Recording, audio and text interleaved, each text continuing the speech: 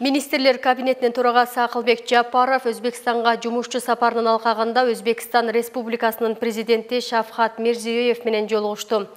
Жолугушуунун жүрүшүндө тараптар соода экономикалык, инвестициялык, энергетикалык, транспорттук, өндүрүштүк секторлордогу логистикадагы кызматташтыктын актуалдуу маселелерин, ошондой эле аймактар аралык жана маданий гуманитардык байланыштарды активдештирүү маселелерин талкуулашты.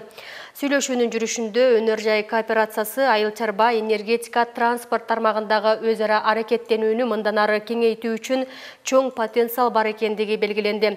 Автоунаа өнөр жайындагы кооперациялык долбоорлорду, биргелешкен пахта текстил кластерлерин түзүү жана электр приборлорун өндүрүү боюнча долбоорлорду тез арада ишке ашыруунун маанилүүлүгүн белгиледи.